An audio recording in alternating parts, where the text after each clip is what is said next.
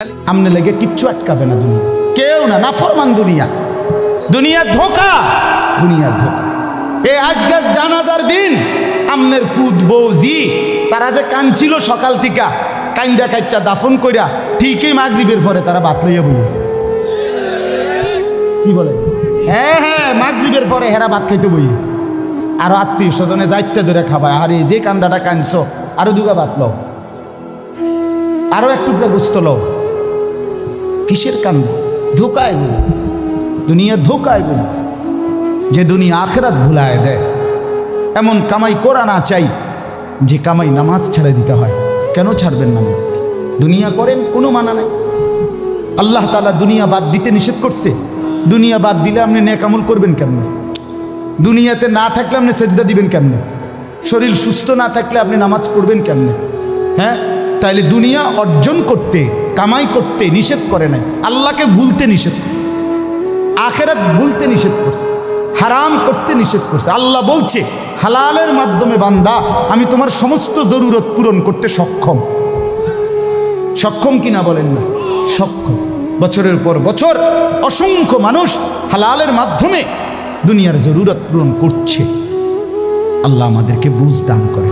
আমার নওজোয়ান সাথীরা, আমার বাপ, আমার ভাই, আমার বন্ধু, নিজের দিকে নজর দেন, ছেলেটার দিকে নজর দেন, মেয়েটার দিকে নজর দেন, আখেরাতের ফিকির করেন।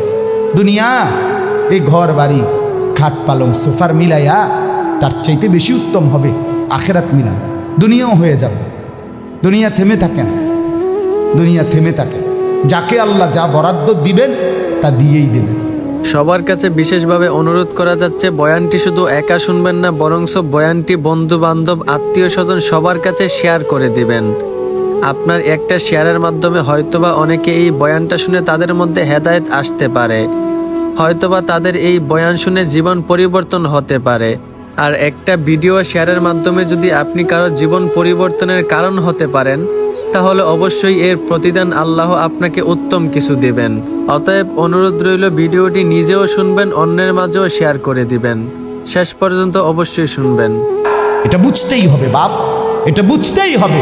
দুনিয়া নিয়ে কাড়াকাড়ি না, দুনিয়া নিয়ে কাড়াকাড়ি না, দুনিয়া নিয়ে কাড়াকাড়ি না, দুনিয়ায় সেই যাবে। দাওয়াত ও তাবলীগের বিশ্ববিখ্যাত মুরব্বী ছিলেন, আহা সোনার মানুষ ছিলেন, আলোকিত মানুষ ছিলেন হযরত মাওলানা উমর পালনপুরি রাহমাতুল্লাহ আলাইহি।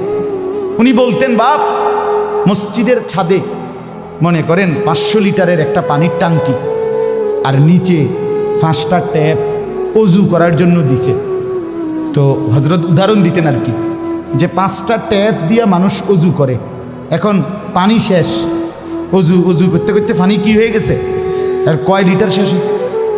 আচ্ছা, এখন মুসল্লি একটু বেশি দেখা মসজিদ কমিটি বলল যে না, কষ্ট হয় 5টা ট্যাপে উজু করতে, মুসল্লিদের আরও 5টা ট্যাপ লাগান। তো আরও 5টা ট্যাপ লাগাইছে। এখন ট্যাপ হয়েছে কয়টা? এখন মুসল্লিরা উজু করে 10টা ট্যাপ দিয়া পানি শেষ হয়েছে। এখন পানি শেষ হয়েছে কয় লিটার? ধরো মিয়া, আগে না 5টা থাকতে না 500 লিটার, এখন 1000 লিটার। কি লেগে 1000 লিটার? এই কথাটা বুঝছেন কি না বলেন? ওইখানে টাঙ্কি কয় লিটার, এনে ট্যাপ যদি আরো 10টাও বাড়ায়, পানি শেষ হয়েছে কদ্দুর? এই কথা, এটা আপনি যত দাম দেয় বাড়ান, শেষ হইতেন তো একত্র করলে এই 18টি 318 অথবা কি 9 দুগুণে 18। কথা বুঝছেন? হয়তো 3খানে 6 করে 18 হয়েছে, আর অথবা 9 9 18 হয়েছে, আর অথবা ডাইরেক্ট 18। তার মানে 18 ঠিক, হয়তো 318 অথবা 9 দুগুণে 18 অথবা ডাইরেক্ট কি, মানে আমনে দান্দা বাড়াইয়া লাভ না। বাড়াইতে হইব ওই টাঙ্কি আসমানে, বাড়াইতে হবে। কোরআনুল কারীমে স্পষ্ট কোরআনের আয়াত আছে, অফিস সামাই রিজকুকুম, একটা ডাইরেক্ট বাংলায় কইছে আল্লাহ। আমার শায়েখ আরিফ বিল্লাহ হাকিমুন নফস আল্লামা মুফতি মুশতাকুন নবী কাসিমি, এ হুজুর মাঝে মাঝে মহব্বতে এই কথাটা বলে। কোনো কথা একদম খুব স্বাভাবিকভাবে যখন আল্লাহ বলছেন, মনে হয় যেন বাংলায় বলছে। আল্লাহ বলে অফিস সামাই রিজকুকুম, বান্দা তোমাদের রিজিক আসমানে আসমানে আসমান। কোথায় বলেন না? এ খেতে না, গার্মেন্টসে না, মেলে না, ফ্যাক্টরিতে না, এগুলো সব আল্লাহর ফায়সালায়, আসমানি ফায়সালায় এখানে উৎপাদিত হচ্ছে। আল্লাহ আমাদেরকে বুঝ দান করেন। আমি আমার এই কথাটাই হৃদয়ের সবটুকু দিয়ে বুঝাইতে চেষ্টা করলাম। শুধু কেবল দুনিয়া নিয়ে কারাকারি করা না, শুধু দুনিয়া নিয়ে ব্যস্ত না জিন্দিগি। বাপ আমার, যুবক ভাই, তোমার কাছে আমার অনুরোধ, মুরব্বী বাবা আপনাদের কাছে আমার অনুরোধ, কাজে লাগাইলেও এই হায়াত, নষ্ট করে দিল এই হায়াত। বন্ধু গড়লেও এই হায়াত, নষ্ট করলেও এই হায়াত। না আপনি আবার ফিরে আসবেন, না আমি আবার ফিরে আসব। দোস্ত আমার, হায়াতকে কদর করেন, জিন্দিগিকে কদর করেন। আর আসবেন না আপনিও, আর আসবো না আমি। এবার আমার এই আয়াতের তর্জমাগুলো শুনেন, তাইলে আমার কথা শেষ। আমি কয়েকটা আয়াত, ছোট্ট ছোট্ট আয়াত, 15টা আয়াত করছি। অল্প সময় আমি কথা শেষ করে দিচ্ছি। মূলত এখানে 29 নাম্বার পারা, কোরআনুল কারীমের 75 নাম্বার সূরা। সূরাটার নাম হলো কিয়ামাহ, মানে কিয়ামত। কিয়ামত আর কি, এই শব্দটা, এই সূরাটার নাম। কোরআনুল কারীমের মধ্যে পুরা কোরআনে 30 পারা কোরআনে মৌলিক আলোচ্য বিষয় হলো 3টা, মোটা দাগে। এই 3টারই বিস্তারিত আলোচনা ব্যাখ্যা হলো কোরআন। 3 কথা মূল আলোচনা কোরআন: তাওহীদ, রিসালাত, আখিরাত। কোন তো কি কইছি? এই 3 কথা পুরা কোরআনের বক্তব্য। এই 3 কথা আমাদের প্রিয় নবী সাল্লাল্লাহু আলাইহি সাল্লামের 23 বছরের সমস্ত কথা, জিন্দিগির খোলাসা। কেউ বয়ানটি শেষ পর্যন্ত না শুনে যাবেন না। অবশ্যই বয়ানটি শেষ পর্যন্ত শুনবেন এবং মনোযোগ দিয়ে শুনবেন। আর শুধু বয়ানটি শুনলেই হবে না, হুজুরের কথাগুলো বুঝতে হবে এবং সেই বয়ান থেকে আপনাদেরকে আমল করতে হবে। অতএব বয়ানটি মনোযোগ দিয়ে শেষ পর্যন্ত শুনবেন এবং বয়ান থেকে আমল করার চেষ্টা করবেন। দোয়া করি আল্লাহ যেন আমাদেরকে ঈমান এবং আমল নিয়ে বেঁচে থাকার তৌফিক দান করেন। আমিন। আমার তো স্পষ্ট কথা,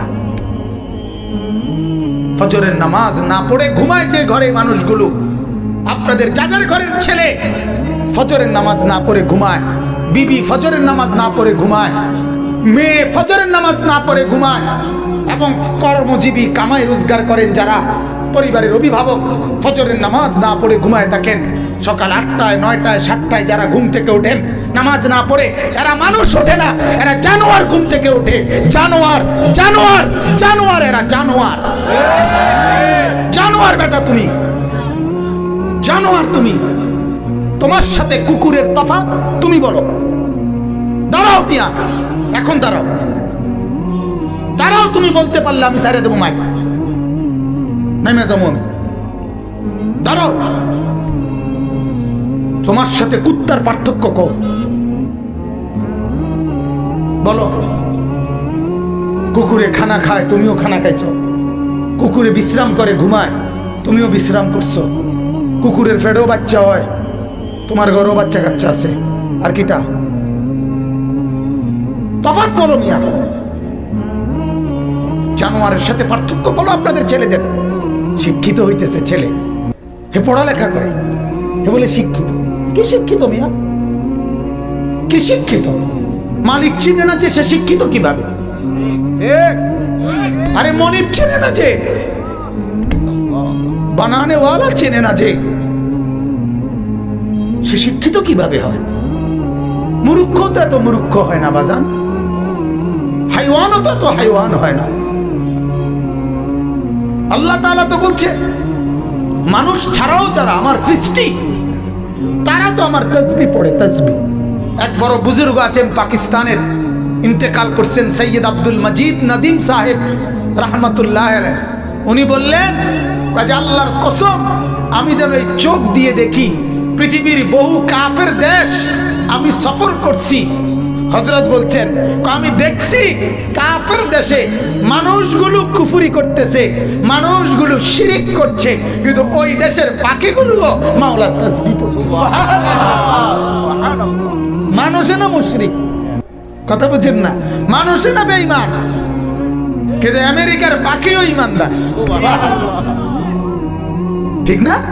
লন্ডনের পাখিগুলোও কি, ওরা সব মাওলার তাসবিহ পড়ে। রাগ হইয়েন না, শক্ত কথা বললাম, রাগ হইয়েন না বাপ, রাগ হইয়েন না, ভাবেন, ফিকির করেন, একটু ভাবেন। আমি আসলেই কোনো বক্তা না, ওয়াইজ বক্তাদের যে গেট আপ থাকে এর কিচ্ছু আমার দ্বারা নাই। এর অনেক কিছু থাকে বক্তাদের, অনেক নিয়ম কানুন, হ্যাঁ, সিস্টেম থাকে, কাগজ থাকে, ফাইল থাকে, দাওয়াত দেওয়ার একটা নিয়ম থাকে, হ্যাঁ, আগে কত পরে কত, মাঝে দিয়ে কত, কি পানি খায়, আসে কেমনে, কতক্ষণ ব্যাট খায়, কতক্ষণ আসে, কতক্ষণ সদর বদর, কথা বুঝছেন না? আমার এই আসলে আমি কোনো বক্তা উক্তা না, আমার এক কথা, আমি আখিরাতের ফেরিওয়ালা, আমি এক ফেরিওয়ালা। আল্লাহর কসম, দুয়ারে দুয়ারে কবর কথা মনে করাই, আখিরাত মনে করাই, আখিরাত মনে করাই, মনে করাইতে আসছি বাজান। ভুলে গেছেন আল্লাহকে, ভুলে গেছেন আখিরাতকে।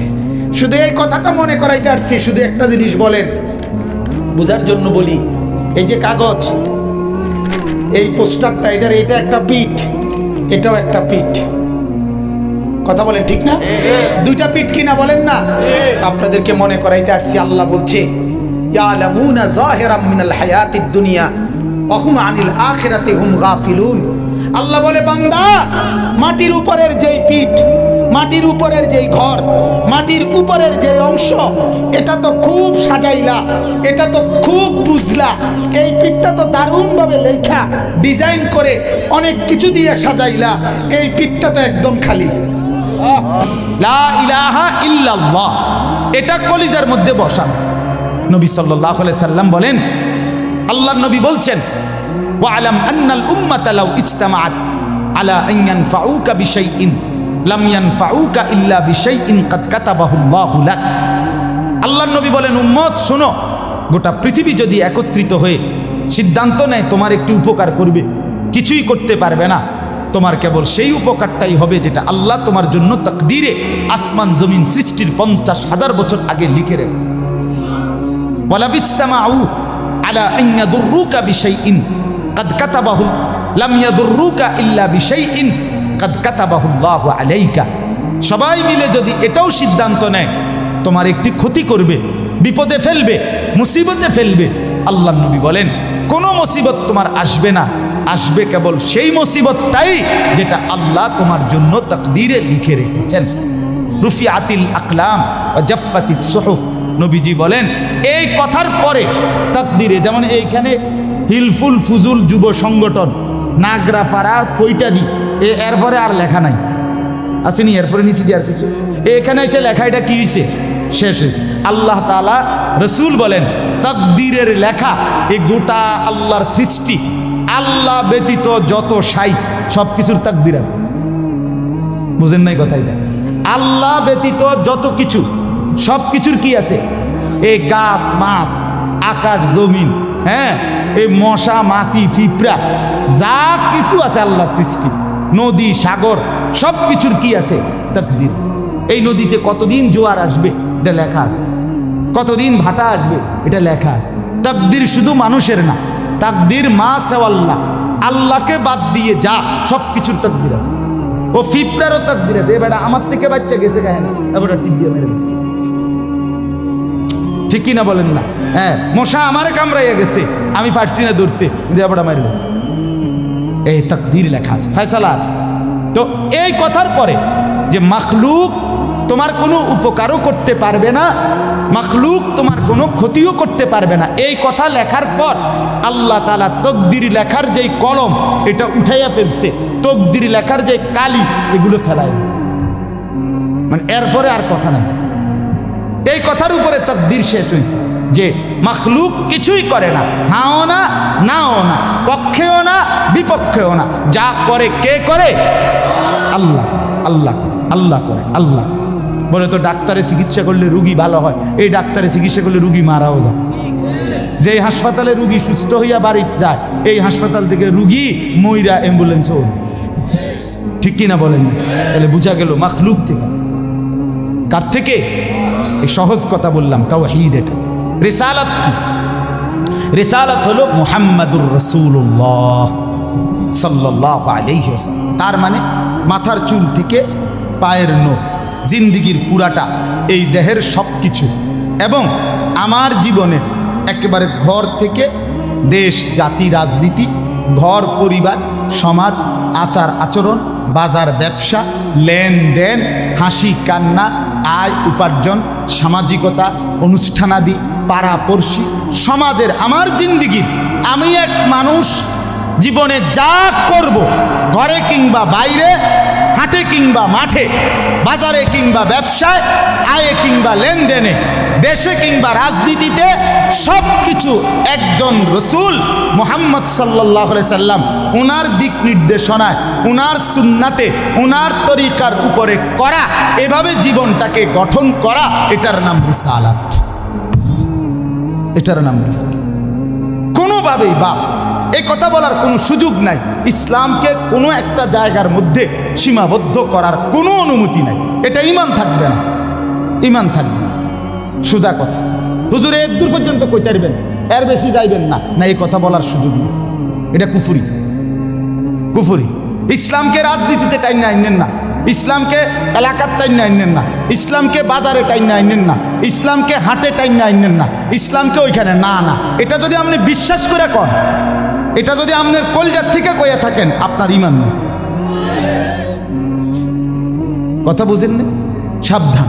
হ্যাঁ, অপ্রিয় হইতে পারে কোনোটা, কোনোটা আপনার অপছন্দ হইতে পারে, কোনোটা আপনার গায়ে লাগতে পারে, কোনোটা আপনার নেগেটিভ হইতে পারে, কিন্তু এর মানে ইসলাম, আল্লাহর কোরআন, শরীয়তের বিধান, রাসূলুল্লাহর সুন্নাহ, জিন্দেগি আপন ধারায় চলতে দিতে হবে। পাগল কারে কয়? বেকুব না তুমি? কথা বলেন না কেন?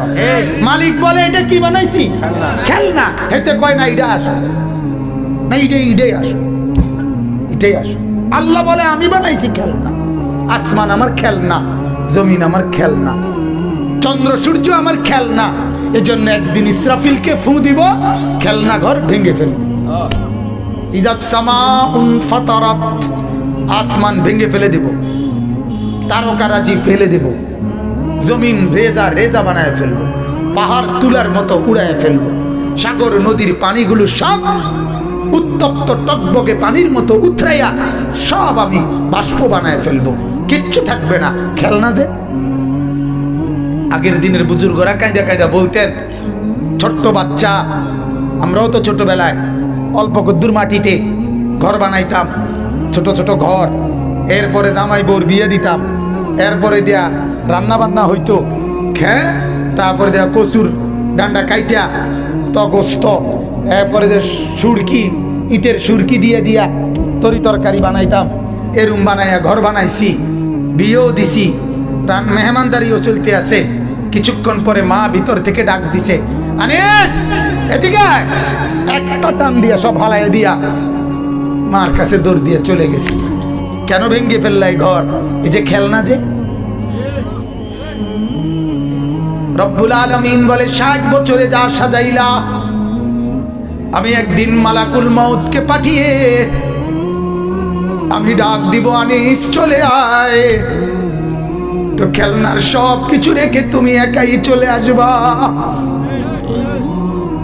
একাই। সোফাও সঙ্গে আসবে না, খাট পালং সঙ্গে আসবে না।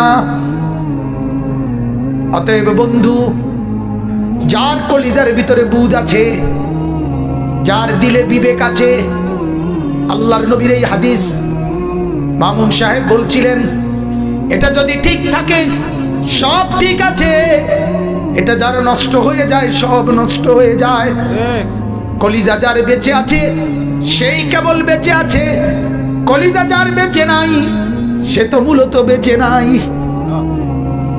ইজা সালাহাত সালাহাল জাসাদু কুল্লুহু। অতএব একটু ভাবেন, কি সাজাইলেন? সাজাইলেন কি? খালি রাখলেন কি? খেলনা সাজাইলেন, আসলটাকে খালি রেখে দিলেন। ওয়া ইন্নাদ দারাল আখিরাতা লাহিয়াল হায়াওয়ান। আল্লাহ বলেন আখিরাতের ঘর, জান্নাতের ঘর, ওইটাই জীবন, ওইটাই কি আসল, এটা খেলনা। এটা কি? গত 2 দিন আগে আমার এক ছোট ছেলে 5 বছরের, ভাই আমার 2টা প্রাইভেট কার আনতে বলছিল কিনতে। আমি 2টা প্রাইভেট কার কিনছি, আমার গাড়িটার মধ্যে করে নিয়ে গেছি। 2টা প্রাইভেট কার, একটা পলিথিনে লইছি 120 টাকা দিয়া, নিয়ে হেতারে দিছি। কোন তো কি কথা বলেন না, বলেন তো কি? খেলনা। এগুলো কি? 140 টাকা দিয়া একটা বেকু কিনছি, বেকু, বেকু মাড়ি কাটে যে বেকু কিনে হেরে দিছি। কি এটা? খেলনা। ঠিক এমন আল্লাহ বলে বান্দা 10 তলা বিল্ডিং বানাইছো, না না খেলনা, খেলনা। এক সেট সোফা, খেলনা, খেলনা না এগুলো। আসল কই? আসল কোথায়? আসল কি বানাইলা সেটা বলো। ভুলে গেলা আসলকে, পড়ে রইলা খেলনার ভিতরে। আহ বাপ রে, বাবার ফিকির এটা, জিভুতের লাগিয়া গদ্দুয়ার, দাদারও ফিকির, নায়নাতপুরের লাগিয়া গদ্দুয়ার। আমরা থাকতে থাকতে যদি গদ্দুয়ারটা শেষ করে যেতাম, মূল্য আর দুঃখ ছিল না। না, ফুটাইতে টেলিভিশন চাইতে আরাম হইতো, মোবাইল চালাইতে সুবিধা, ঘরে বইয়া মানুষের ঘরে আর যাওয়ান লাগতো না। আহা, একজন ইমানদারের ভাবনা এটা হতে পারে না বাজার। ইমানদারের ভাবনা হবে, আহা সবগুলো ছেলে যদি নামাজি হতো, ছেলের বউগুলো পর্দানসীন হইতো, মেয়েগুলো যদি দিনদার হইতো, নাতি নাতনি যদি কোরআন পড়তে পারতো, আল্লাহর কসম তাইলেই বলতে পারতেন আর আমার কোনো চিন্তা নাই, এখন আর মরলেও কোনো টেনশন নেই। বয়ানটি শেষ পর্যন্ত শোনার জন্য আপনাদেরকে অনেক অনেক ধন্যবাদ। আর আপনাদেরকে বিনয়ের সাথে অনুরোধ করা যাচ্ছে, যদি আপনাদের কাছে বয়ানটি ভালো লেগে থাকে তাহলে অবশ্যই ভিডিওতে একটা লাইক করে দিবেন। আর হুজুরের বয়ান আপনাদের কাছে কেমন লাগে অবশ্যই ভিডিওর কমেন্ট বক্সে কমেন্ট করে জানাবেন। আর হুজুরের এইরকম বয়ান পেতে অবশ্যই আমাদের চ্যানেলটি সাবস্ক্রাইব করে রাখবেন এবং পাশে থাকা বেল আইকনটি বাজিয়ে দিবেন। ধন্যবাদ।